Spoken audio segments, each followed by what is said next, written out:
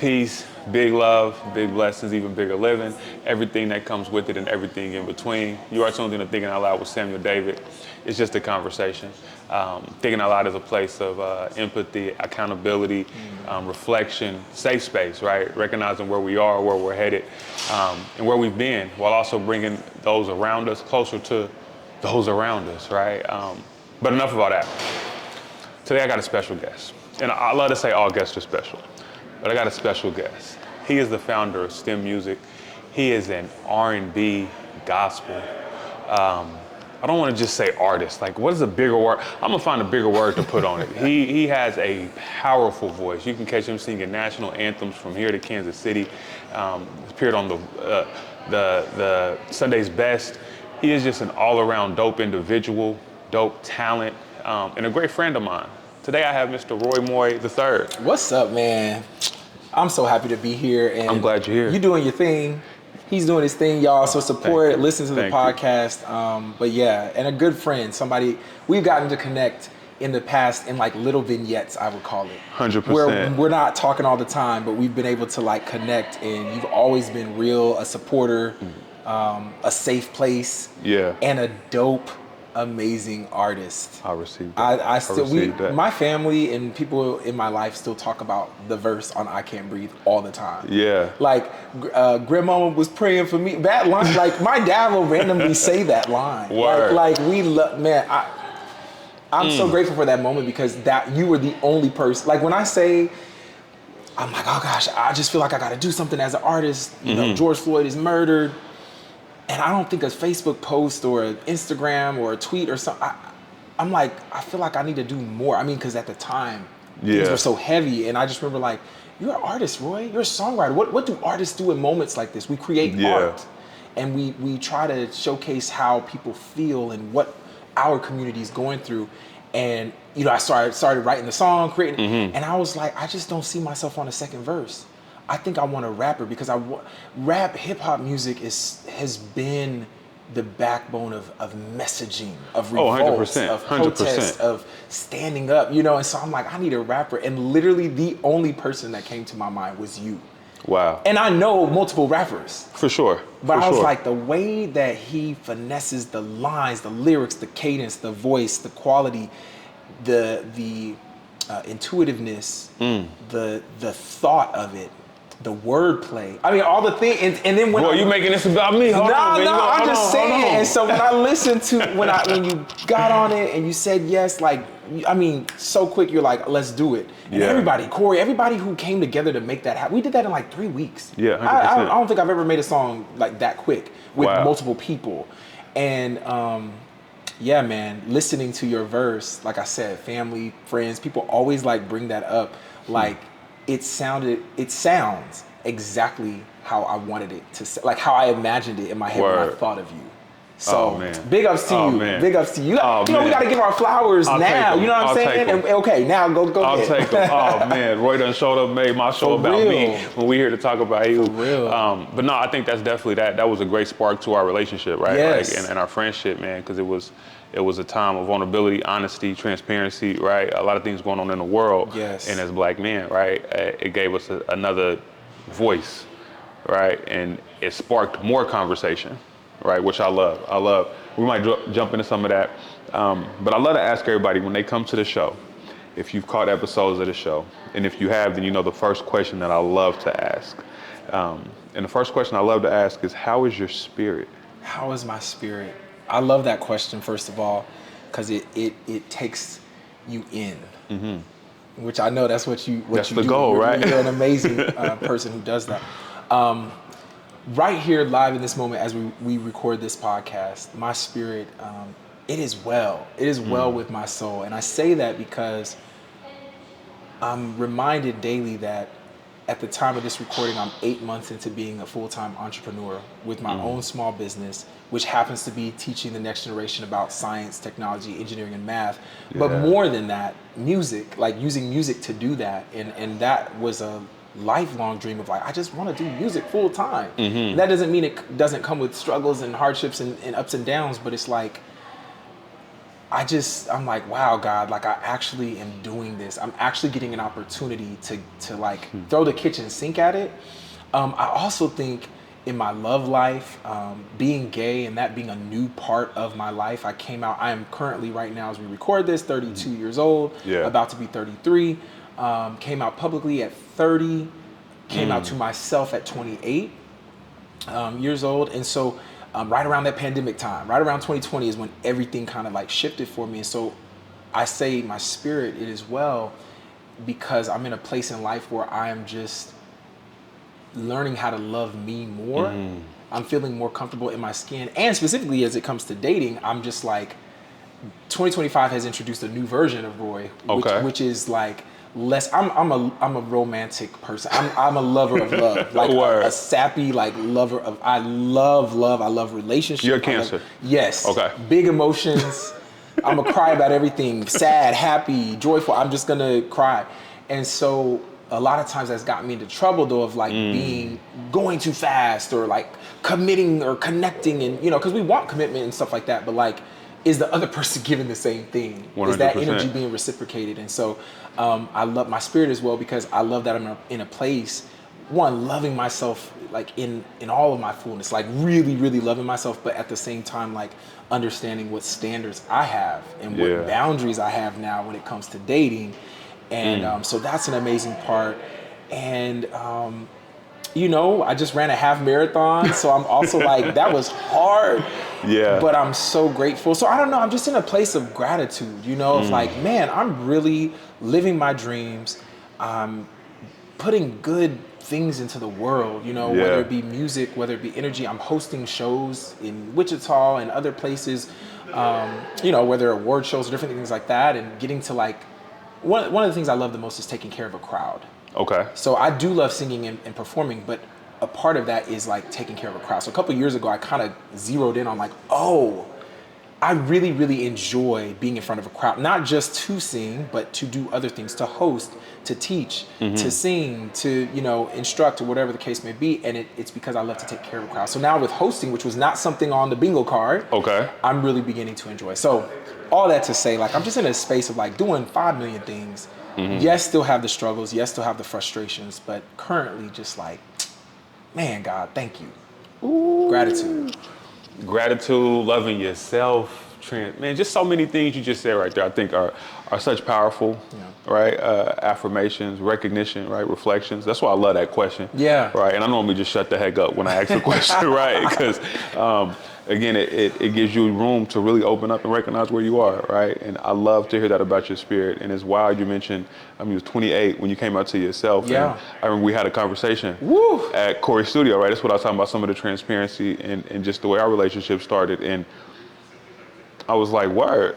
Like, and that was before, I think I was 27 at the time that happened. Word. I think maybe even 26, like 26, 27 had to be, because it was before 2020. That was like, or maybe right around that time. But it was, that was crazy. And I was like, why am I telling Sam this? And I think we had just met, right? And we were just having conversation. Corey stepped out the studio and you just the comfortableness. I think Cancer and Virgo, for one, is a thing, right? I'm learning that. My brother's a Virgo, and very much so. Y'all are very chill spirits and super chill.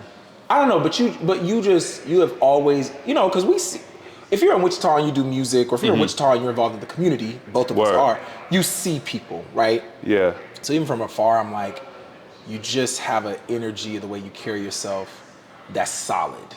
I received that. And so I think in that conversation in the studio, I was just like, I don't even know how we even got there. I love to talk. So, sometimes it just comes out. But I think at the time I was just really, like 2018 was the first time. So first of all, I knew I was gay since I was a kid. Okay, for sure. Funny story, and I verified this story with my mom. Funny story, I was in kindergarten, this girl named Candace, who I think was, so I'm black, Puerto Rican, and Mexican, okay? So my mom is black, or my mom is Puerto Rican and Mexican, my dad is black. And we talked about how crazy the Puerto Rican Mexican mix is. That's a whole nother conversation. And so, but I think the little girl was Puerto Rican, so my mom had like an affinity towards her or whatever, and so she invited me to her birthday party. And so I'm 5. Okay, I'm 5 years old. Let's just get that straight. And I just remember being downstairs in their basement. My mom was there, you know, whatever. And Candace had a thing for me. Okay. And so Candace, like, and I don't have a lot of memories from that age, but I specifically remember this. 5 years old. 5 years old. I'm living in Tacoma, Washington at the time. Okay. And she wanted to kiss me. So like she's like pulling me into. First of all, I'm like, come on, Roye, okay, 5 years old. But my mom, I just remember hearing my mom say like, no, no, no, no, you know, like, and pulling us apart. And so I verified that with my mom. Like, did that actually happen, or is that just me making it up? And she was like, no, that happened. And I said, well, what you didn't know and what nobody knew was like at the time I had a crush on Mario in the class. But we weren't friends like that. And I was mad that like, why can't we be friends? And at the time you're a kid, so but I just remember thinking like, I didn't care about, like her kissing me it was like whatever, like I'm looking for Mario, you know? Yeah.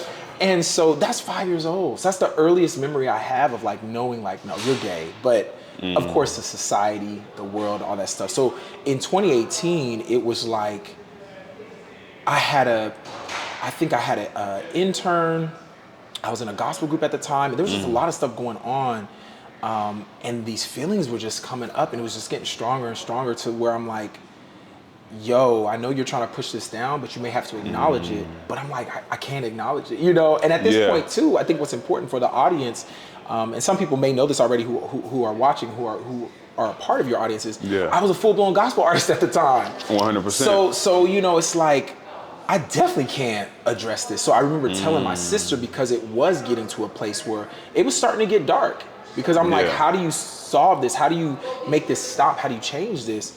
And so, you know, I'm like, you just feel like you have to tell somebody, but you're like, who can I tell? You know? Word. So I told her, I love my sister so much. She was like, well, have you thought about dating a guy? I was like, no, you can't say that. You can't say that.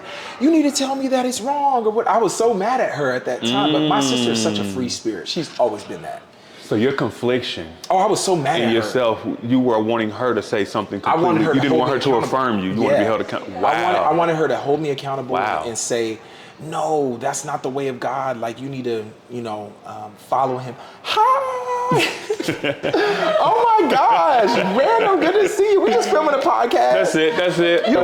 So the beautiful gosh. thing of thinking out loud is we film here at the Commerce Club in Wichita, Kansas. It's a co-working space and it is popping down here and it is a 2 degrees of separation. So everybody knows somebody. We see each other, we say what's cracking. Man, that's a wild, and that's a blast from the past that literally goes into what we were talking about. Wow. So that's the former head of the Kansas FCA, Fellowship of Christian Athletes. And I did a lot of work with them as a gospel artist, you know, hosting events, praise and worship, like all kinds of stuff. So yeah, so anyway, at the time, like talking to my sister, I was very, very much conflicted and very much, I think that's the other thing too, in the mindset of like, I know the truth about me, but it can't be correct and it's a sin and it's just not okay. So that's where my mind was at that time. It was nowhere near.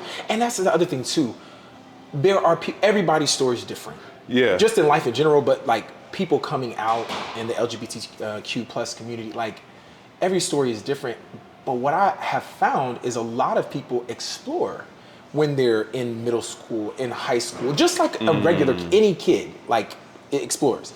I don't want to say regular because like, what's regular? Like any kid who, you know, it's like, oh, I'm into this person or whatever, and you go on a date or you get your first kiss or all those different things, right? Yeah. And so people in the LGBTQ plus community that I've talked to, not all, but many were exploring around that time their sexuality. I was not. Even in college years, even in young adult years, like there was never a time where I was like, oh, let me try to talk to a guy. Yeah. So for me, it was very hardcore, like, this is not okay, and we are not going to ever address it. We're just going to keep stuffing until I don't know when, you know, until it goes away. How about that? Until it goes away. So and, I mean, I'm no expert. I have no, because they always talk about nurture versus nature, all of those different things, right? And as you've mentioned, some people explore and then they grow interest. Yeah. Maybe, right? We're talking 5 years old. Yeah. So this is something that you knew in your spirit, who you are. And that's the other thing too. And by the grace of God, I mean, like I said, everybody has a different story. I was never messed with or anything, abuse or anything of that nature. And I give glory to God because that, unfortunately, that is a part of people's stories. But I know a lot of times people will also try to make that the case as to why someone is a certain way. Word. And so, you know. But I wanted to ask though, like, you talk about it going away, like I'm black.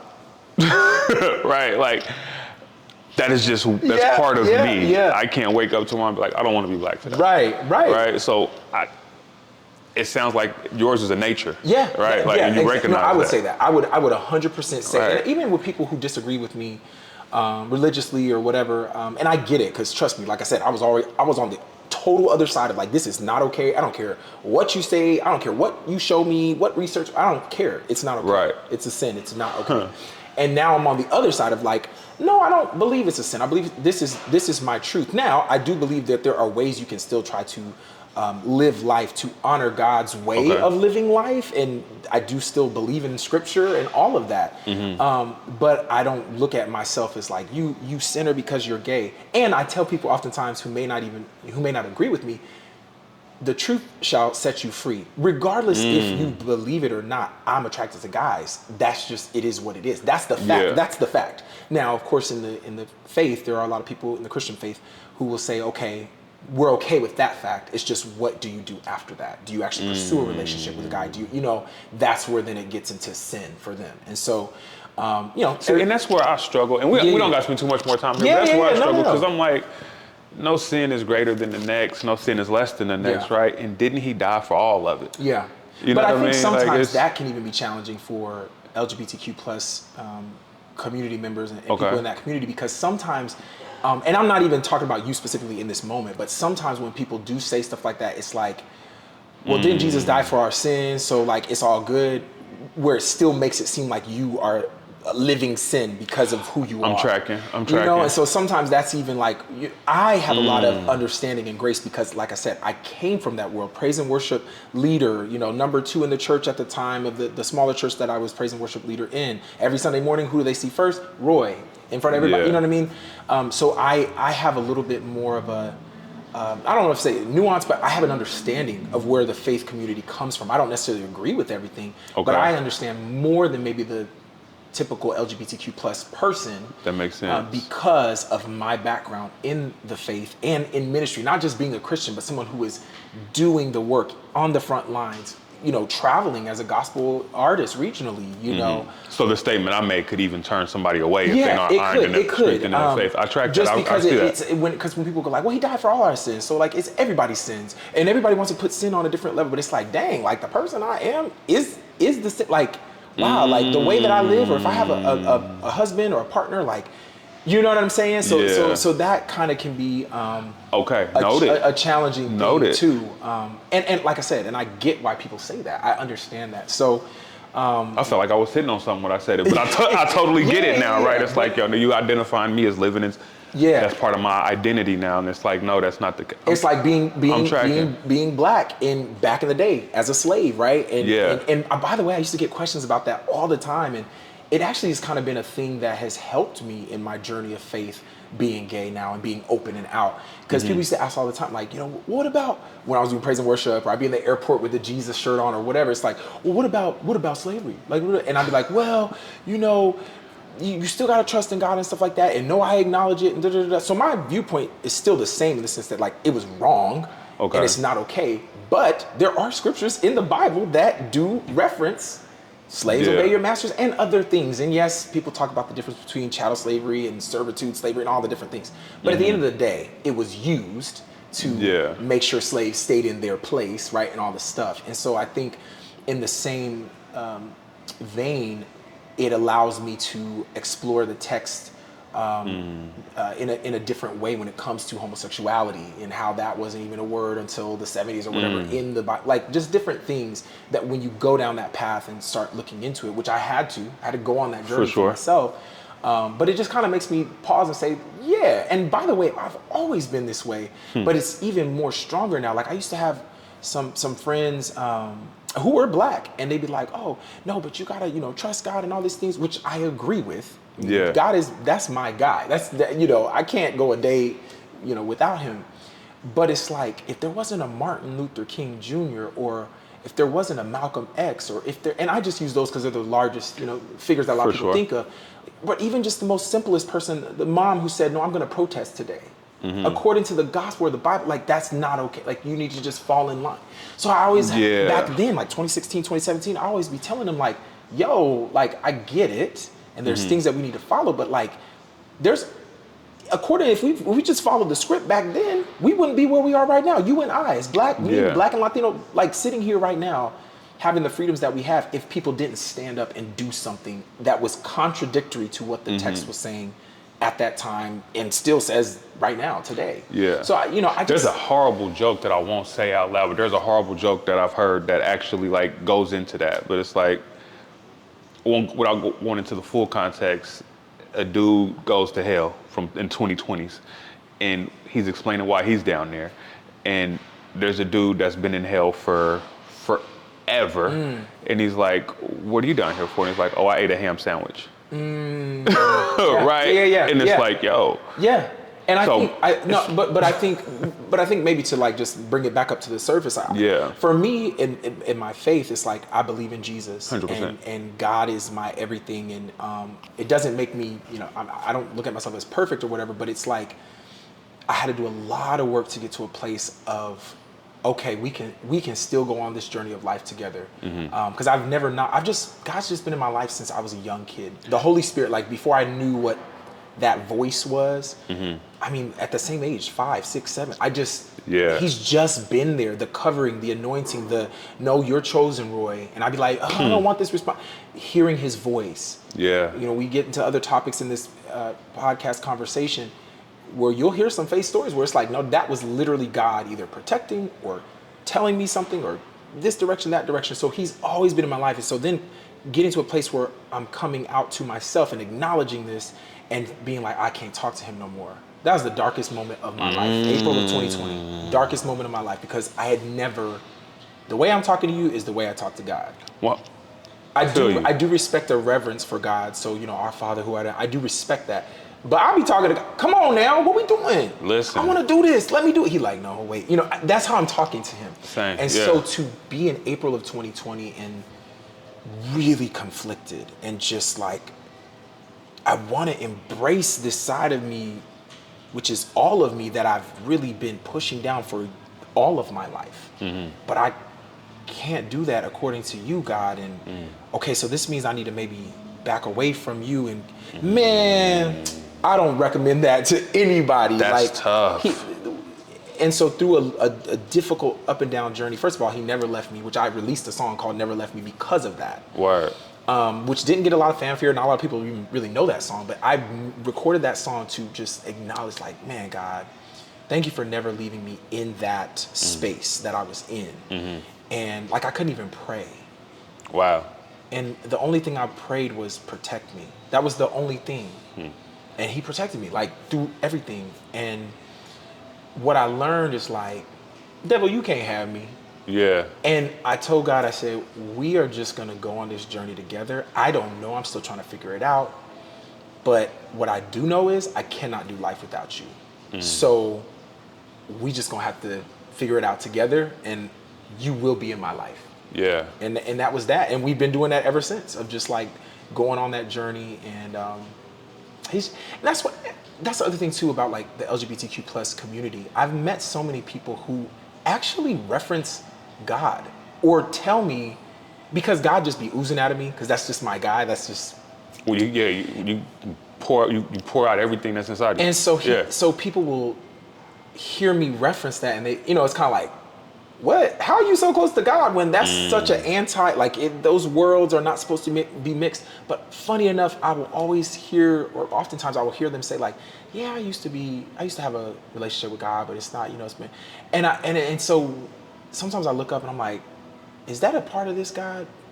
Because I feel like the way that I can talk to people in my community in regards to the LGBTQ plus community, it's like I'm not coming from a place of judgment. What I'm coming from a place of, I just want people to know that if you want to have a relationship with Jesus, if you want to have a relationship with God, it is there to be had, and his arms are so wide open to you. Not what the world says, not what this church says, not what this, yes, all those things matter in a certain way, but that personal relationship, I can attest, is the paramount best thing. I still believe in worshiping in a group, in a church, and all those things, but like, and so.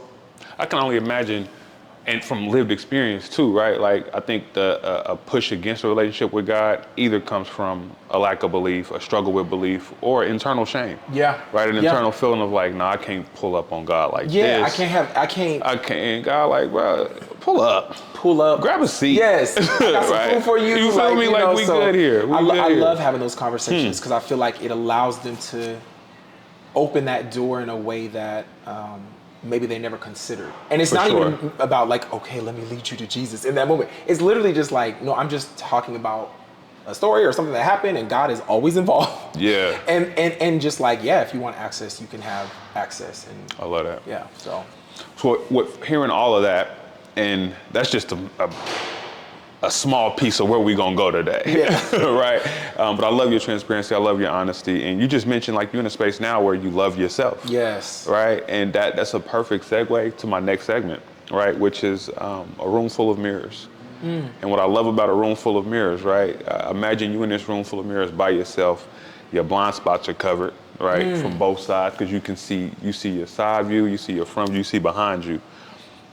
Roy, as you step into this room full of mirrors, what do you see? To where I can see every You see vantage every point piece of you. of me. Man, such a good question. I think part of me sees, I was just reflecting on this too, on a drive from Kansas City to Wichita.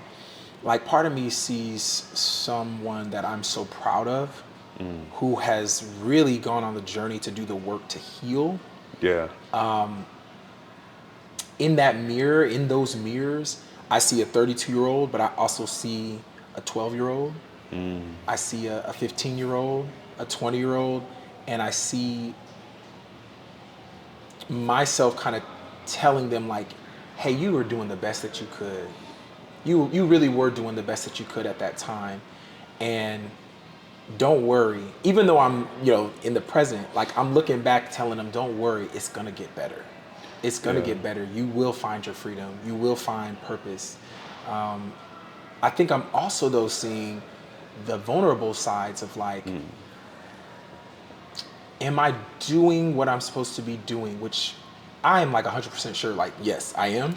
Yeah. But I'm human. And so I think there's still parts that are like, are you doing well enough? Like, are you actually, yes, you can see that you're making an impact on all these different things, but are you doing well enough?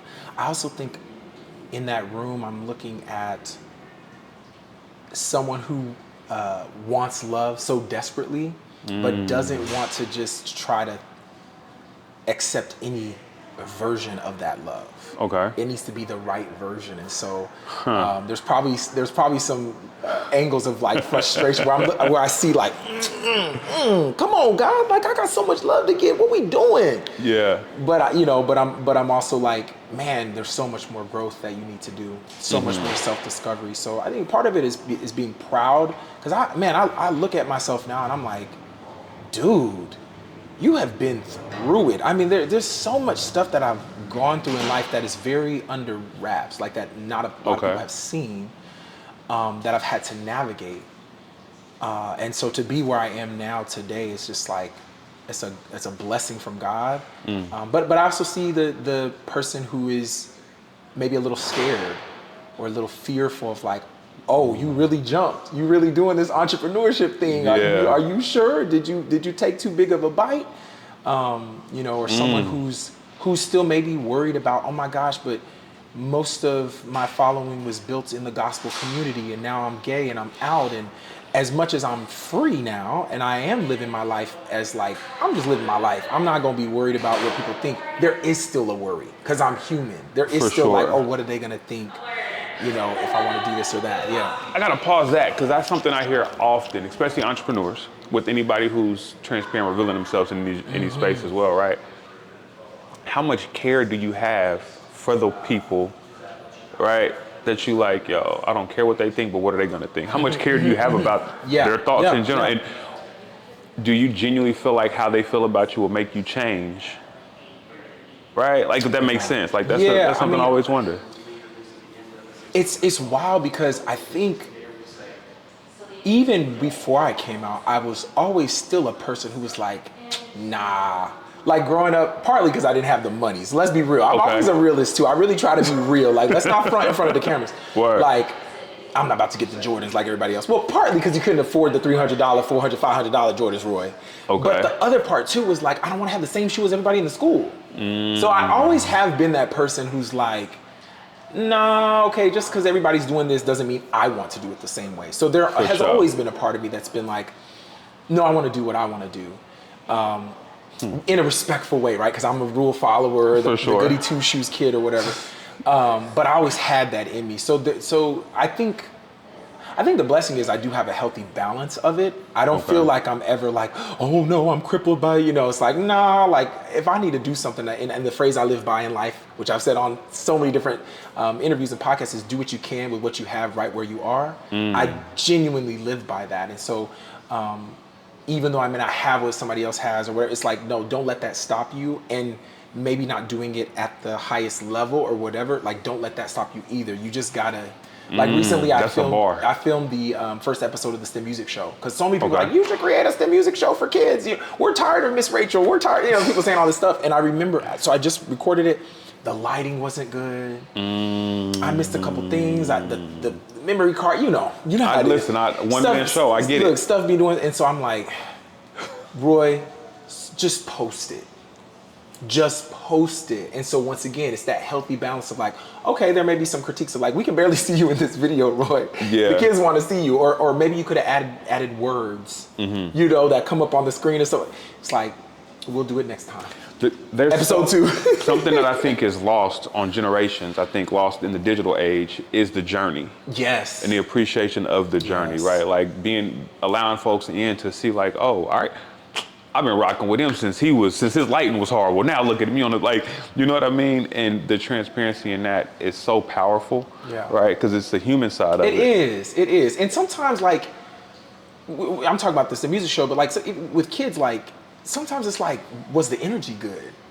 Was the spirit right? They may watch a video that's like, I mean, you've probably seen that with your own kids. I watch my kids watch blurry shows. I'm like, what are you watching? Who is this guy? You're watching this guy play video games. Like, what the, like, and so many things. I had to remind myself of that, like, Roye, just go on the camera and have a good time. That's it. Have a good time, and we can worry about all the other stuff later. So I think, but back to your question, I think I try to have that healthy balance because you're right, like, if somebody thinks something, like, how does that really impact you if they're not you? If they're not the ones who are paying you? Why are you listening to this person who's not even gonna pay you? And so I think... and this person only provides critique when they don't like it. Yeah. They don't let me know when it's rocking. And something Brene Brown said, my friend loves her and put me onto her, and I haven't read all the books or whatever, but I get phrases from her, I'll see it on social media. And it really blessed me. I heard this maybe 2 years ago, and it just came up a couple months ago, so it was a good reminder. If people are critiquing you and saying stuff or making fun or whatever, consider the source. Are they in the arena? One, but even if they're in the arena, are they on the court?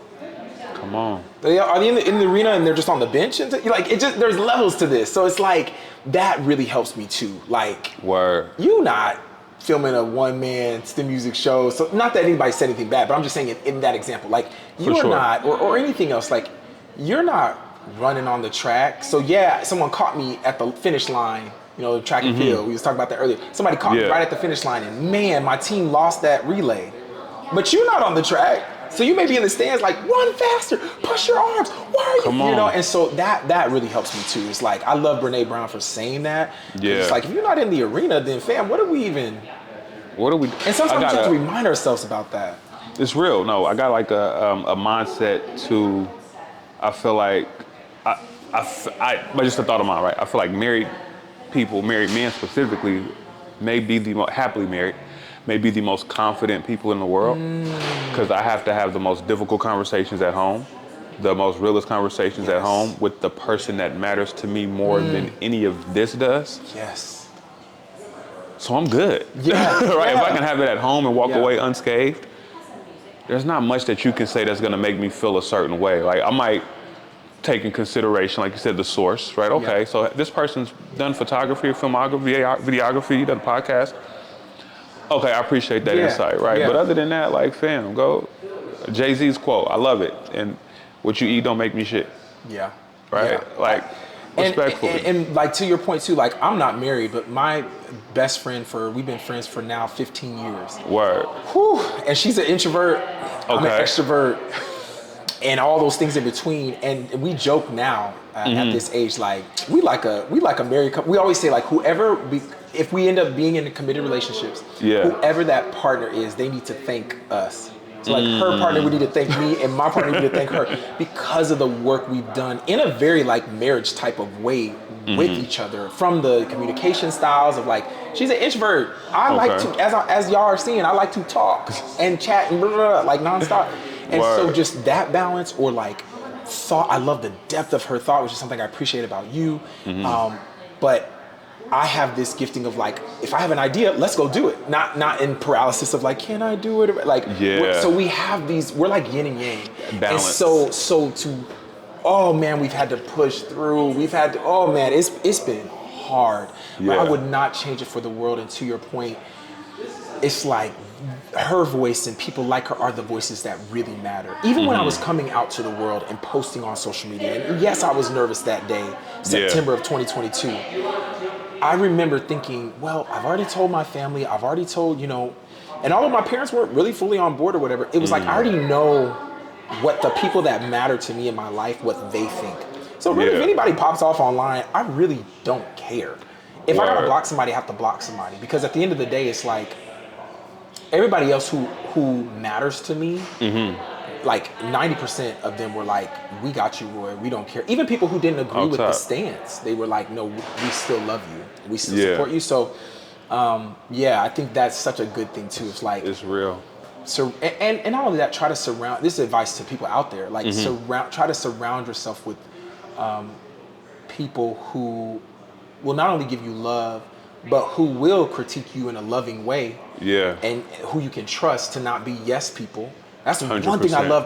You probably love that about your wife. I love about my best friend is like, I can't not sugarcoat. I can't cover anything. You know what I mean? Like she's gonna call my BS out in 2 seconds. Like, so to know that you try to find those people you can build a relationship with that can be that for you. So important.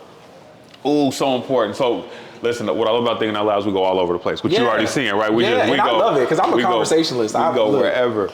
But another question I have in this room full of mirrors. 32, you said? 32, yeah. 32. Jesus, you're coming. It's on the way. It's on the way. What is something that you've had to recently unlearn about yourself? Whew. To allow yourself to We ain't got enough time, Sam. Come on, I want to hear it. We ain't got enough time. I'm eager. What have I had to unlearn? Most recently. And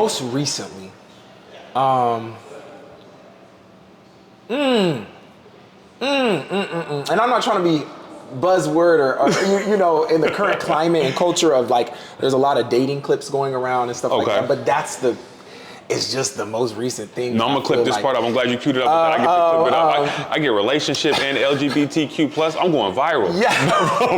I'm playing. Man, one of the things that I've learned or had to unlearn, and I love it. And shout out to my therapist. Shout out to my therapist. I believe in therapy, and it has done wonders. And just a little sidebar, I've done therapy and then took a break and then needed to find a new therapist. My very first therapist was a Christian therapist. And that was great because I really, at the time, I wanted to be like, no, I need to be anchored in Jesus, and I can't. I kind of wanted them to do the same thing I wanted my sister to do. Yeah. And to the glory of God, that therapist, she was so open. So she wasn't a beat you over the head with the Bible. And I believe that was God. I think that was his protection and covering for me. And the therapist I have now is a Christian too. But once again, open-minded and, because that can be a slippery slope of craziness. 100%. So all that to say, I believe in therapy, but sometimes you do have to find the right therapist. And sometimes you might need a break. You might need space in between that. But anyway, I have unlearned that although I love and I deeply want to be in a relationship and I feel like I have so much love to give, that just because I am able to connect with someone, and that's a gifting from God. I can literally meet anyone and connect with them in 2 seconds and make them feel loved and supported and all that, and not even in a conniving way or a bad way. I'm just genuinely like that. but that doesn't mean, and if they can do the same, provide that same energy, that doesn't mean that that's my person. Okay. Ooh. And that has been a very recent, I'm talking like, at the time of this recording, like a month ago. Yeah. Like an unlocking of like, first of all, Maya Angelou, when people show you who they are, believe them. The 100%. first time. Yeah. The first time. And second, you really have to, what I'm unlearning, and I guess you could say learning, but like unlearning is just because someone shows up for you in the way that you want your partner to show up for you, doesn't mean that that's your partner. You need to consider every aspect about them. And I think for me, because I have lived my life until 2025, praise Jesus, thank you for therapy, and thank you for Jesus, and thank you for unlearning things. I've lived my life in a way of like, if I get that attention, or if I get that person who's saying the right thing, or who's showing up or doing, then I need to latch on, and that's my person. Attachments, okay. And it's like, and when you go through therapy and stuff, like, you learn like, oh, being a kid who was closeted and not able to, like, so there are things that you are compensating for. There are things that the attention that you wanted because you maybe felt overlooked as a child, or because you were always in the people-pleasing spirit. And that doesn't just come from, oh, yeah, I'm just a people-pleaser. No. I had to live my life in a way where everything needed to be predicted. Everything needed to be scripted. Everything needed to, like, yes, I was Roy, but it's like, I can't laugh too hard, or I can't, don't let a girl come out, don't let a thing, come out. Wow. Everything was monitored. And so to make sure that I was not going to be called out as gay. By the way, I probably did a really bad job of that, but in my mind, I thought I was doing a great job of it. And so when you go through therapy and you go down that really in-depth path, you start to see like, oh, I don't need to please everyone or this person. I don't need to show up when I'm dating and try to make whoever I start talking to that person. Just because they're meeting some of the thing. You have to consider every single thing they're bringing to the table. And like, what are your standards? And another thing I'm unlearning, and it goes into the people-pleasing thing, but like, I'm unlearning accepting how people treat me. Okay. Just because I believe it's the nice thing or the right thing to do, or I don't want to ruffle feathers. Because another part of me is like, I don't like conflict. I was about to say, avoiding that conflict. I don't like conflict. Wow. And so one big thing that I've learned in 2025, like I said, this has been I can tell 33 is coming, that Jesus year is coming, because I feel like there's so much that I am unlearning. And there's so much that I'm like learning, for the first time, and not just learning it, because that's a difference. You can have the knowledge, but acting on it. Come on, application. And the beginning of this year, I took a pause from my last relationship, which that breakup was in October 2023. And it took basically a year off to like, let me just do self-work, let me reflect, because there was a lot of stuff that I learned in that relationship. But as 2025 approached, I'm like, I'm dating in 2025, I'm so excited. And my parents, it really freaked them out. Because when I was in my relationship with my first boyfriend. I was about to say, was that your first? My very first boyfriend. Wow. Which was life-changing and transformative for me, because it was like, wow, this dream that was very elusive and like, this will never happen in my life, ever. I will never be with a guy. As much as I may have thought in the very back of my mind, like maybe. Had you had girlfriends before? Yes, like a serious one in college that was on and off for years. Okay. Did she know you were gay? Not when we were together, no. Wow. We have since had that conversation in 2021 or sometime. I gotta ask, I'll probably derail your thought, but we're just thinking out loud. How does that conversation go? Y'all were together for how long? Off and on, you said?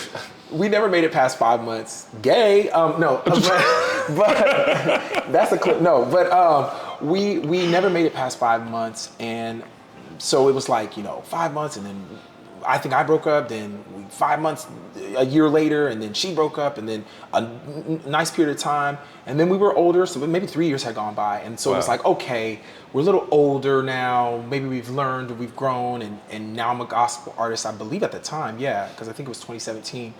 And we got back together, and so now we're older. This is more mature. We can do this, and I think so. She did not know, and we're not gonna get into all the tea, but I think I think without going into too far in depth, I will say like at the time there was just certain things that I'm like, I just felt like I had a cheat code. I didn't know, like I wasn't looking at it in that way, but like, Negro, you know this is easy for you to resist temptation, or and it ain't temptation if it ain't what you want.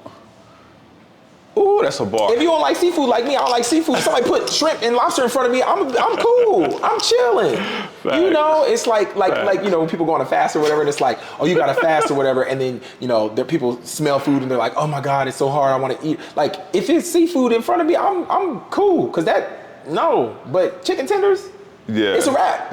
It's a wrap. Like it's a wrap. So it was very much like that. And we were friends first too. So we really. And we're friends again, to the glory of God. We had that conversation, but basically like that conversation was just like, well, the last time when I broke up with her, I remember telling myself, I think I even told her this too, because at the time, from like 2017 to 2020, and when I was starting to like come out to myself, I would call it internal struggles. That is what I would call me being gay. I would say that, like, even in church, what are you praying? Like, I'm praying for, it's just some internal struggles going on, because like that's vague. Like, nobody really knows what that is. And I remember telling her that in the breakup conversation at the time in 2017, and she was like, "Well, what is it? Like, you don't feel like you can trust me enough to tell me?" And I was like, "No, I just." And I knew that was a part of what was going on. I couldn't address it to myself, but I knew in the back of my mind. I was like. And I think that's why I leaned into my gospel career more. Yes, because I love God, but I do believe that I was trying to snuff it out. Like, if I can get closer to God, if I can do, like, the whole pray the gay away, right? Like, I can. And so. He's gonna sing it away. You know what I'm saying? Like, for real. And that's the crazy thing, too. Like, there were times when I was leading praise and worship, and man, yes, I know I was ministering and I was blessing people, and people were, being delivered, set free, all those different things.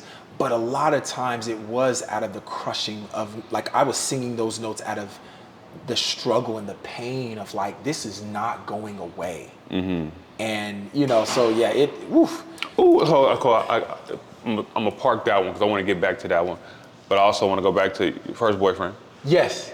And then where you are now, dating. I think, let me just finish though. Okay. And I'll keep it short.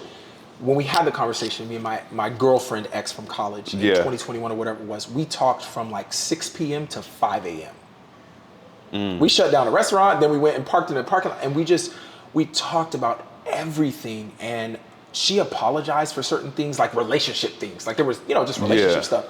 And I apologized for things. And I mean, it was such a beautiful conversation of like, she was like, all my friends were like, he's gay, right? And I was like, no, he's not. I was like, oh, bless you, girl. She was riding for you.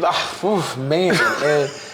But at the same time, like the thing that I told her and I tell everybody, like in that season of my life, I was denouncing it.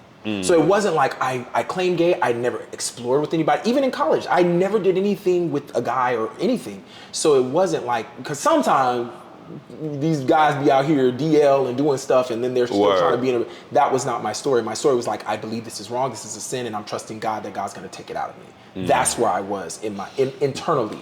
I didn't share that with her at the time, and so. But yeah, we had a beautiful conversation. We talked about and we were such good friends too. Yeah. So in that conversation over all those hours, it was like reconnecting as friends again. And so, we don't talk all the time now, but we still have a friendly relationship. And yeah, but I think it was good for her to see like, okay, like everything kind of aligns. And I think same thing for me, like, okay, everything aligns as to why what was going on back then. It all makes sense now. So yeah, but a whole bunch of aha moments. Right. What do you call it? Hindsight. Yeah, 2020. It was a lot, and we was laughing about. Oh my God, we laughed about a lot. Wow. But yeah, you were saying with having the first boyfriend. And and then to where you are now. Yeah, and so like. Or when you were your parents and how you were dating. Yeah, and so like once I got out of that relationship, so my parents were very weird, and that was only 4 months or 5 months. Which newsflash audience, we go, Roy, that's why we in therapy. Because like, why we never making it past 5 months? Like, what's going on? Okay, because that's two that I've heard now. Yeah. So, but to the point of what you said, I'm unlearning. I think I'm starting to unlearn habits of like, oh, I see why it would be quick.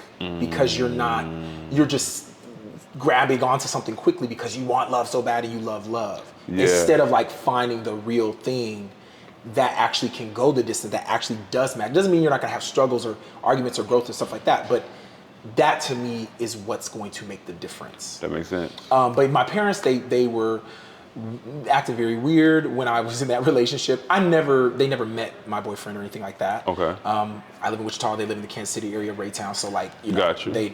it just wasn't a thing. And then I broke up and it was like everything went back to normal. Their whole vibe, everything just went back to normal. And so it was like, I was a little frustrated about it. I didn't say anything about it, but I was like, man. And so then they're like, we got our baby back. Right. And so when we get into this year, I just started December of 2024. I'm like, I'm dating in 2025. I mean, because I'm excited. I've been on a year fast, basically, And so right before I came home after Christmas break, like right before the new year, I had 2 independent conversations with both of them that they called, not me, saying, hey, I want to talk to you. Of them being concerned about, and it was just, man, it was so frustrating because it was like, on one end, like my dad, and to the public, like to the audience, like I love my parents, but to your point of that question of what are you unlearning? Just because you all are my parents and I love you doesn't mean that I'm going to allow disrespect or hurt or anything like that. That's a whole nother butt. And because the Holy Spirit, because people think I'm joking when I say the Holy Spirit resides in me, and if it wasn't for Jesus, I think people think I'm just saying that to say the Christian thing. No. Like, if God wasn't inside of me and the Holy Spirit wasn't the one, taking control of my tongue at times, I could be I'm a songwriter. Word. I got some lickbacks. I got some one-liners. I got some zingers. But the Holy Spirit is the one that's like, we're going to do this the right way, or we're going to do this as close to Jesus as we can, the way he would do it. But Jesus also flipped them tables over. So that's what I'm unlearning, is like, you don't have to just succumb to however people treat you just because you're like, well, they're my parents, or they're a leadership figure, or they're... It's like, no, you can stand up for yourself, set your boundaries, communicate very clearly what you will allow and won't allow, but in a respectful and loving way. And so in those conversations, I was definitely distraught because I was like, for my mom, she's known since I was a kid, because moms always know, right? Word. And we had that conversation, but it was like, man, I just want you to go on the journey with me, Mom. Like, I don't need you to be perfect. I don't need you to know all the LGBTQ plus and all the things. Like, I don't even know all the stuff, okay? I always tell people I'm a bad gay, because I don't be knowing all the culture. I don't be knowing all the stuff. Look, I'm just me, okay? And at the end of the day, the older I get, I'm like, I'm not about to stress out about, am I doing this right or not? It's like, I'm just me. And so she, unfortunately was like, well, I just, I grew up traditional and all this stuff, And my dad, on the other end, like, he very much is not for it. But the thing I respect is like, that's his position. It's not a wavering thing. Word. So then it's like, okay, well then we will just be how we are. And as my life progresses, when, not if, when I find my person and my partner and they are not necessarily welcomed in that space, well then that may change the dynamic of our relationship unless something changes on your end. And it's not in a way of like, well, petty Mia, you can't see that. No, it's not even coming from that place. It's coming from a place of, no. I'm living in my truth and my freedom, and I'm living my life. And so if a certain part of that is not welcome, then you just may not see me as much. Word. And it's not a thing out of me being petty or disrespectful. It's just me of choosing my life and setting my boundaries. How hard is that to set boundaries with? And this is just a genuine question. How hard is that to set boundaries with your parents? Because I've been there. Yeah, I think it can be very challenging, because if you have the type of relationship where you do love your parents, because I know that's not everybody's story because of different things, but like, it can be hard because you're like the child, you know, like, but I also have a unique position with my parents. I have, since I was like 12, I have been like in the middle of their marriage. So they will oftentimes say the man of the house is home, or the real father's home. Like my dad has even said that. Okay. Which is weird because I'm like, I'm the kid. Let me be a kid. So Word. I do have almost like a counselor position with my parents in a weird way, because I've always just been in the middle of everything. Yeah. Which is a new boundary, something I'm also unlearning. Okay. That I'm no longer in the like y'all. I love y'all. Y'all I'm grown. gonna pray for y'all. Yeah. But I'm not gonna be in the middle anymore. So that's another thing I'm unlearning, because I felt like that was my responsibility, and Wow. among other things. But it's hard, it's challenging. But I think when you get to a place of self-love, that's the thing. When you find out that you're the only one who has you for real, besides God, like you are the only one who can advocate for yourself. The way people treat you is the way that you teach them to treat you. Facts. And so once you understand that, and I think age has something to do with it too. You know, the older you start to get, you're like, I don't know, you know, if I'm just gonna allow this to happen.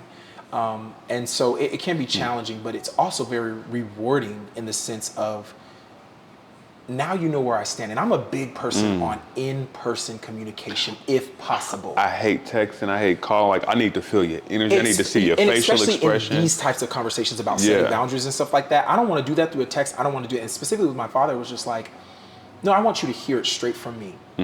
And we had the conversation about scripture and all this stuff, you know, because he preaches at a church in the Kansas City area, and like, you know, is very, very much a person of faith, a believer, Christian. Of course, I mean, that's where the viewpoints and everything come from about, you know, having a gay son.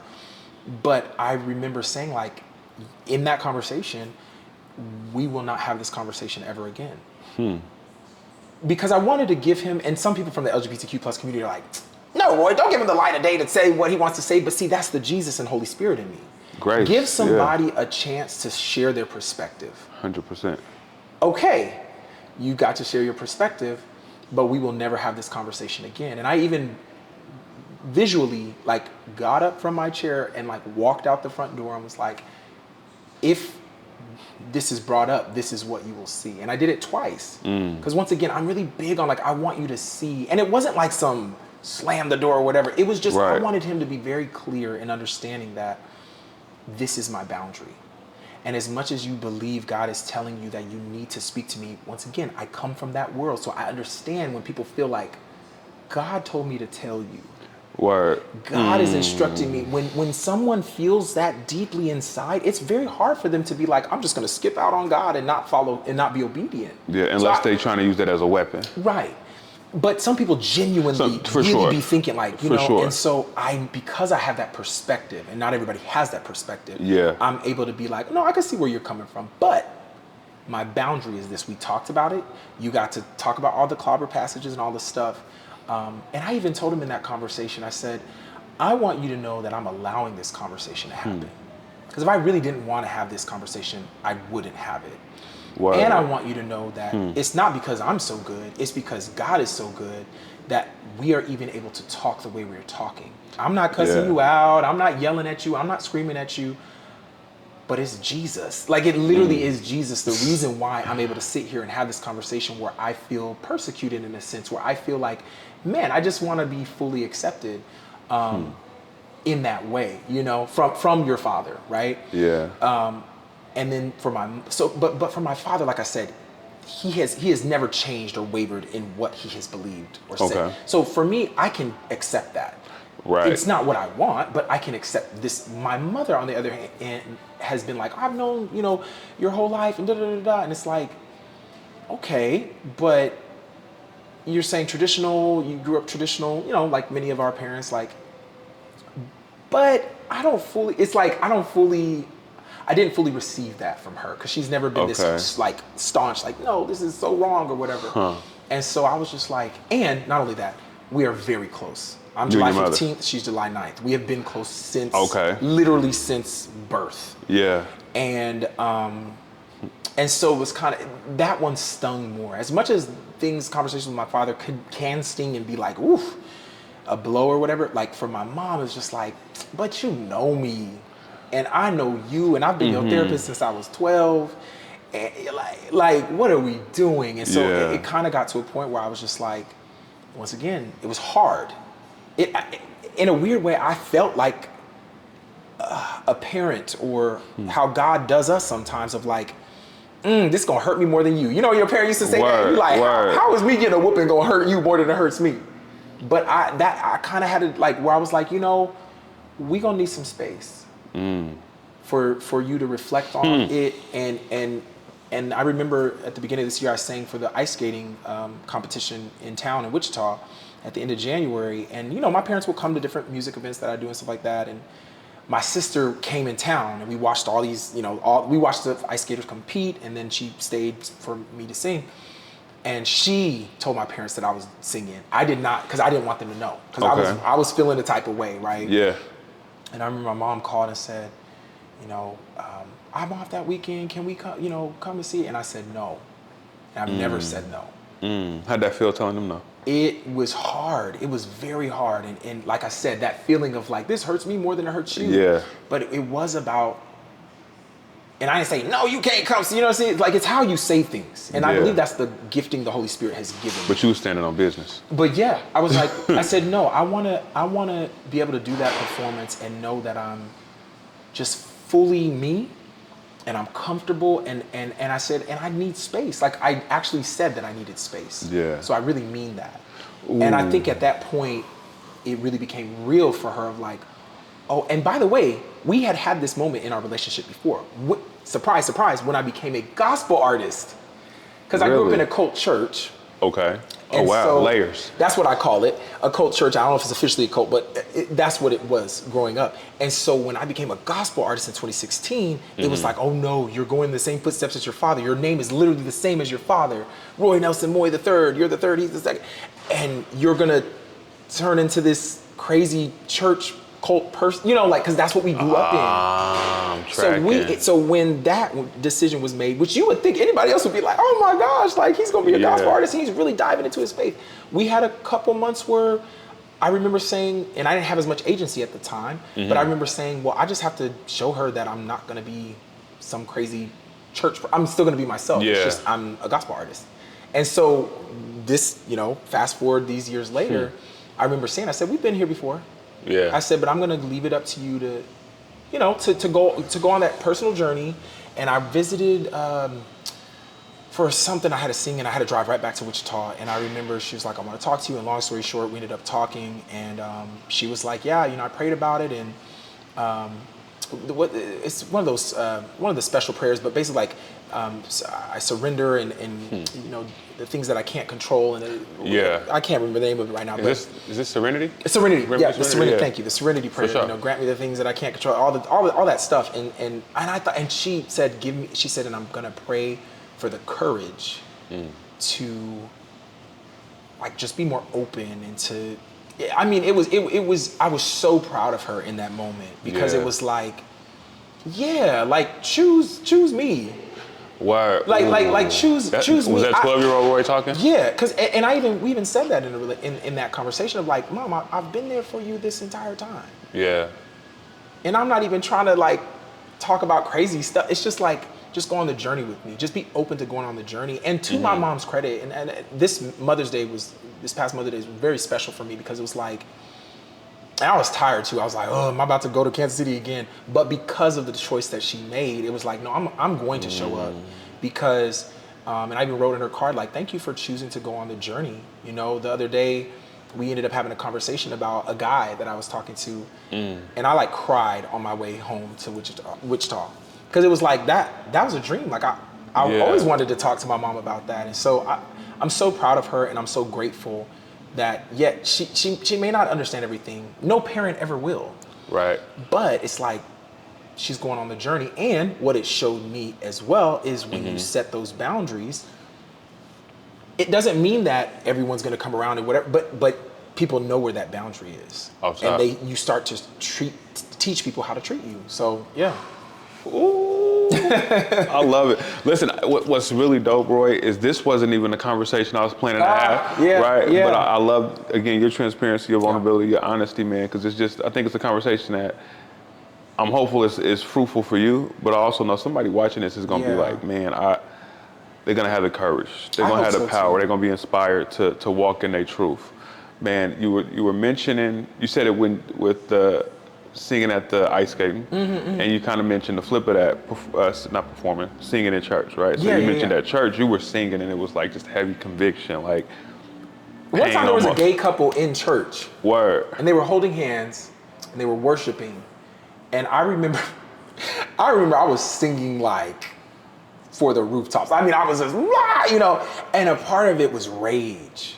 I'll never forget that. It was rage because it was like, how dare you be in church and be gay and be holding hands and worshiping? And they were black too, so that was a big deal to me. It was like, what am I singing right now? Yeah, like, was it like, yo, y'all, you don't get to?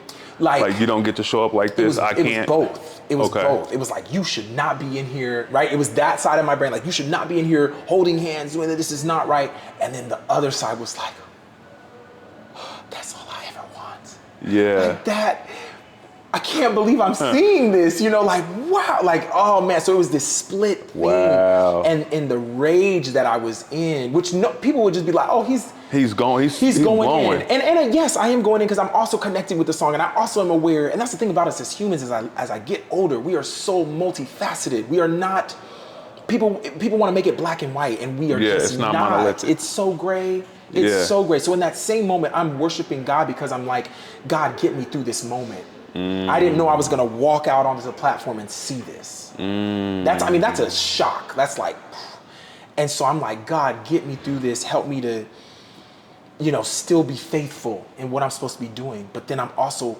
angry that, like, why are you in here? Like, this is not okay. But then I'm also like overjoyed and just like, why can't I have this? Like, 'cause at the time I wasn't even having that conversation with myself or God. So yeah. Whew. So that's because that leads like back to the question even, right? That confliction. Yeah. So prior to singing with that type of rage and just that, like, yo, I can't be me all the way while I'm leading the ministry, compared to, I don't want my parents to show up because I want to sing with so much joy. Right? And freedom. Do you feel like you are now at a space that no matter where you singing, no matter what arena, no matter what pulpit, if it's STEM, that you singing with full joy? Absolutely. And I think earlier this year was very specific because of what had just happened. Because if my parents were at any other show like in 2024 and back, I was fine because it wasn't that conversation that was had. Because that was kind of a shock to me at the beginning of the year to be like, what? I'm having one-on-one conversations with my parents about this. I came out in 2022, like what? And to them, 2021, like independently, like sat down, had the conversation, all of that. So it was very like jarring. And I think that's why I felt the way I felt.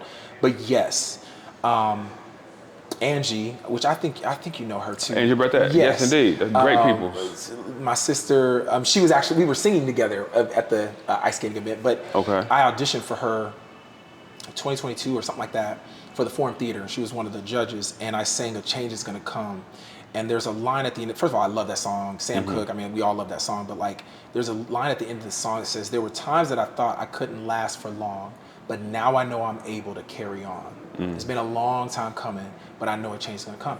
And when I sang that entire song, Angie has heard me sing, several different bits. She, and I was very emotional because it was around the time I had just either come out or something like that. And she came up to me, she was like, "Roy, what happened to you?" She said, "Because I ain't never heard you sing like that." So to your point, yes. Like when I'm singing STEM music, when I'm singing gospel, when I'm singing R&B, whatever I'm singing, like, yeah, it comes from, and I feel like it's always coming from a place of joy because singing was the escape. Yeah. Like God had to teach me that I had my music career like this in a vice, just like choking the mess out of it. Like, when is it going to happen? All these different things. And he had to show me like, I gave you your gift of singing to save you in middle school, in high school when you were bullied. Right? Because when the bullies heard me sing, they were like, "Oh, he gonna get all the girls," or his voice is high when he talks because like Michael Jackson or what, like the singing thing saved me. it became my savior. And God in 2021 in February had to remind me like I'm the one who gave it to you. And yes, for that season of your life, that is what it was for. I was giving you a way out, a way of escape, so that the bullies would back up. Yeah. But now you need to unlearn. You need to unlearn what that was for in that season. And now you just need to sing because you love it and you enjoy it. And really that, I mean, February 2021, that was a surrender moment where, because I was just like, man, it's not happening for me. And like, I keep doing this and all this stuff. When he told me that, he was like, give me your music career. Give me your music career. I'm sitting on my couch in my apartment bawling because I'm like, that just feels like a loss of control, God. Like, I want to control this. Like, yeah. And you know, prior to February 2021, every event I would sing at, I'd be singing with joy and happiness and stuff, but I'd also be like, who's out there? Who's going to sign me? That's where my head was all the time. And God said, give me your career. And then the next big performance you do, I want you to be present. I want you to enjoy it, not worry about who's signing you or if somebody's going to see you or what. Just do it because you love it. Yeah. And that was a huge surrender in that apartment. And the thing about God is, this is why I love him so much. If we are obedient, and y'all, I am not obedient all the time. Do not be watching this like, oh, if we are, the return on that investment of obedience is like 500 million fold, 100, 1,000, all the, whatever you want to say. Because the next major performance I had was at the Royals. Okay. And it was when I sang the Black National Anthem, which was history. That had never been sung in the Kauffman Stadium. And I sang the U.S. National Anthem. And I just remember being on the field like for the first time. And that was like my 6th time doing it. And it was like the first time actually taking it in like, wow, you're making history. Like God created it that you would, because it was on Juneteenth. Oh, powerful. And so it was just like this amazing moment. And then November of that same year, this is the God I serve. This is why I be like 10 toes down about God. I don't care what nobody says. Because I gave him my music career, because I said, okay, you can have it. Crying, by the way. So sometimes people say surrender and you think it looks cute. I was like, snot, I don't want to give it up, God. Literally on my couch. Yeah. November of 2021 is when I become a Grammy-nominated artist with One Track Collective. The same year. Wow. When that happened, I was like, because nobody knows that story. Nobody knew that a surrender happened in 2021 February. Yeah. And then this moment comes in November of that same year. And so it just, man, I love God so much. That is, so the surrender of it, and just, once again, just being reminded like that was used for you in that season to protect you. And I gave that to you, but now it's something different. So you can sing with joy now. You can sing. And any stage I get on, I'm just like, now, and I love it because it's a great place to be where there's no expectations. It's not, who's going to sign me? Who's going to be? Yeah. It's like, no, this could be the last time I get to sing. You just get to execute on this gift. So let me just go have fun and enjoy it. Ooh, I love it. I love it. Oh, I'd stay here with you all day, Roy. But listen, I got my last segment. And I will really stay here, but I got to get to my daughter's track meeting. Yes. Because I got so many more questions. I got so many more written down. Well, if you want a part 2, just let me know. Let me know. Because we didn't get to Can I Talk My Ish? We didn't get to my other favorite segment, If My I bad, Ruled the y'all. World. We locked in. This is I love this conversation, man. Because again, like I said, it's fruitful. It's something that somebody can hopefully eat off of. That's my hope too, because I think sometimes people be seeing like what I post or whatever, so it's like, oh, he has no issues or no struggles or no things. So I think when you talked about this podcast, I was like, no, I think this is the right space to have that conversation, to allow people to see inside of like, oh, Roy is a little bit more multifaceted and complicated than maybe what he's posting or You're human. Yes, like. You're human. I think sometimes we get caught in our artist role. Yeah. Like, no, be human. Ooh. Okay, so this is a rapid fire real talk. Okay. And so far, I've done this on a few episodes, and I still don't have a name for it. But it might be difficult for you. Okay. No, we're going to succinct. It's quick. I don't want you to think too much. I want the first thing to come to your mind. I got about 5 of them. So first thing to come to your mind with this, just spit your answer out. Your favorite gospel album of all time? Ooh. Favorite gospel album of all time. Man, what's coming? What? That's hard. Okay. I was just talking about this album the other day. New Nation, Kirk Franklin. Okay. Because that was very transformative when we were young children and we grew up in this cult church. That's one with Stomp? Yeah, like well, and it had something about the name Jesus. That whole album, amazing. But some CC Commission Winans. Okay, BB and CC. Okay, BB and CC. That's one you're going with. Yeah. Okay. Favorite R&B album of all time? Oh man. Seeing in the people out there be like, he don't be listening to. I grew up in a cold church. Okay, so why is this one coming? I don't know if this is all time. Remember, it's not best. It's your favorite. Confessions and B-Day. B-Day by Beyonce, Confessions. Those are just at the top of my head right now. I would definitely, Confessions I think is. And then something from Charlie Wilson. Wilson? I gotta put him in there. Yeah. Confessions is definitely like. Ooh, and then Stevie Wonder. Okay. I'm trying. Stevie Wonder, I mean, yeah, song in the key, is it in the Key of Life? Key of Life, yeah. I mean, yeah. Okay. I know you said one, but I gotta do, just Listen, a couple. bullet point on. Look, I respect it. What's the soundtrack to your life right now? Like if one song could play every time you walk into a room, right? What song is playing to let the folks know Roye is in the building? Oh man, that's funny because the song that came to my head is like that nobody would ever expect it. I'm gonna be real. I'm gonna have a real moment, but why is that on my mind right now? Ari Lennox, Soft Girl Era. Oh, the new joint. Oh, the beat of that song is just okay. It's so good. I would also say Molly Music, Jonathan McReynolds, they released a song a couple of years ago called Moving On. Okay. And it's got a beep, beep, beep, like a moving truck sound in the back. Yeah. And I feel like so many things in my life right now, it's like, I'm moving on now. Like I'm good. All this happened. We went on this journey. I'm moving on though. I like and boots that. on the ground. That's where them fans at, huh? Where them fans? That's probably the walk-in song. Yeah. That's the walk-in song, Boots on the Ground. I'm added to this. And then I gotta be a little selfish though. The R&B song "Found You" by Moye III. Okay. That's the one. Yeah. That's the one. "Found You" by Roye Moye. Okay, so 2 more.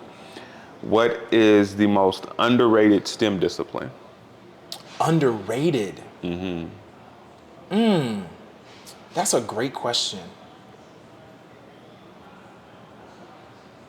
Underrated. I want to say, just off the top of my head, like biomedical engineering or chemical engineering. And I say that because like some of the flashy ones are aerospace or like computer science, AI, engineers and civil engineers do bridges and stuff like that. But biomedical, just depends on what community you're in. But a lot of them are doing like health advancements. So like either prosthetics or just different things within the health field. So not a lot of people know that that's like a type of engineering. Okay. We're going to get a huge biomedical campus here downtown, just a couple, I don't know which blocks direction, but a couple blocks away. Yeah. And then chemical engineering, I always find interesting because maybe people know about that, maybe they don't. And when you think chemical, you think like a chemistry lab or like maybe oil and gas or whatever. But chemical engineers, I have a friend who used to be one, she's doing business now, but they work in places like General Mills and design cereal. And I always think that's the coolest thing, or cologne and perfume. I always think that's like, and people don't think about that. So I think that's an underrated discipline in STEM. It's like, what? The Cheerios, you talking about the chocolate Cheerios, they gotta get the right density, they gotta get the right, how it reacts in the milk. And it's very fascinating, so yeah. That is fire. Okay, last one. This one you might not be able to answer this one quick. Oh Lord. I'm still thinking about Soft Girl Era. I'm about to listen to that song when I drive. Man, y'all better check that out. It's gonna give you a beat. Okay. Roye, what is one habit that you refuse to break? My love of choosing chicken tenders over steak. Is that a metaphor or is that just a? Kinda. Okay. I just say that because I'm always challenged. People are like, you broke person, you can't afford no steak, or you can't. And it's like, nah, I really do love chicken tenders. Like that is the thing. And honestly, it's funny. I talk about this in therapy. I talk about this with my best friend. If I could approach life, we talk about worrying about what people think or whatever. If I could approach life the way I feel about chicken tenders, which is something so silly and trivial. It's a word in there. Oh my gosh, it would bless me. And a lot of times I do think about that because it's like, when I was in corporate, I was at fancy meals, banquets and stuff like that. And sometimes like, okay, the steak was gonna come because that's what everybody got. Meals don't be cracking either. Sometimes, but not even just banquets, but like when we go to a nice restaurant with an executive team or something where the steak, people are like, rah, rah, rah. And I still be like 10 toes down. Let me get them chicken tenders. And they're like, from the kids menu? I mean, that's and it's so funny because I was just where was I at? St. Louis. And somebody, we were, having drinks after the conference, day one or whatever. And I was asking for chicken tenders. And the waitress or the waiter was like, you want me to bring out the kids' meal? So that's the common response. But in the depths of my soul, I have zero blanks given. And it's not even like I'm just trying to be big and bold. I genuinely feel deep down inside like, I don't care what you think. Bring that with the honey mustard. Bring that over here. So I feel like it is a metaphor in a way of like, if I can get to that place in life where it doesn't mean be disrespectful or whatever, but it means like, man, I don't care what y'all think. Like, I'm going to do me, be me. I'm gonna be gay. I'm gonna love God. I'm Black, Puerto Rican, and Mexican, which that's also a beautiful reminder in my life. I'm not just one thing, literally in my person. Like, you can't be this, you can't be. It's like I'm literally 3 things in one person. Explain that. Yeah. It's actually who I am. So it's like, just leaning into that and not being too worried about what other people think, and more importantly, what does God think? And we good, then really nothing else should matter. I'm human, so stuff be mattering. For sure. But it's like trying to get closer to that chicken tender spot. Ooh, that's a bar. I'm definitely clipping that up. Roye, before we part, is there anything you want to say, you want to get off your chest, say to the people, say out loud? First of all, I want to say thank you for this opportunity. Definitely. To connect. I'm so open for a part 2 if you want to ask more of the questions. Yeah. Now you know like this Negro be talking. Oh, I already know. But I just want to say thanks for what you do in our community. Thanks for how you show up as a father to your children, as a husband to your wife. Like I've seen all of that in real life. And I think you just need to hear that. You need to hear that like you're doing a great job in that area, as well as this area, the podcast, the music, all the things that you're doing. And then I think to the audience, love yourself. The best thing you can do in life is love yourself. Find your safe spaces where you can talk to people. If it's getting overwhelming, if life is getting dark and heavy, take a breath. Take a breath before you do anything. Find that safe space. If it's God, if it's community, your family members, or friends who've become family. Just try to give yourself love and grace on the journey. Like nobody is perfect. Also, the phrase I said earlier, I always love leaving groups with this, or whoever I'm talking to, like do what you can with what you have right where you are. I know y'all out there got dreams and things that you want to accomplish. The Grammy nomination, I got to sing with Common, all these different things happen right here in Wichita, Kansas. Doesn't mean I'll be in Wichita forever. I don't know, that's up to God. But I am such a big proponent of like, it happened for me right here. So wherever you are, whatever that idea is, whatever that dream is, go after it and just remember like, okay, I wanna be here and I'm nowhere near there, but how do I get there? Doing what I can with what I have right where I'm at. God loves you too. God bless. My God is great. Ooh, I love it. Well, Roye, man, this was dope. This was fun.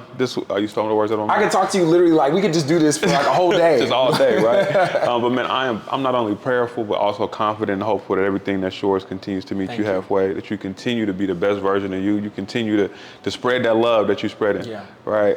And man, that just all your dreams, aspirations, and goals be achieved, bro. Like you are a great friend. It's been a great conversation, and I love you. Love you too. I appreciate this. Yes, indeed. Absolutely. Yes, indeed. This has been Thinking Out Loud with Samuel David, my special guest, Grammy-nominated, founder of STEM Music, Mr. Moye III. And we out. Look both ways when you cross that street. Dot your I's and cross your T's. Measure twice, but cut once. Love life, live it up, bruh. The dream is good, do the work too. There ain't nothing you can't work through, and there ain't nothing I can't handle. There ain't nothing I can't handle. I look to the sky, and I thank God that I'm alive. I look to my wife, and I thank God she by my side. I've been through a lot, but I survived. It weighs on my heart from time to time, but there ain't nothing I can't.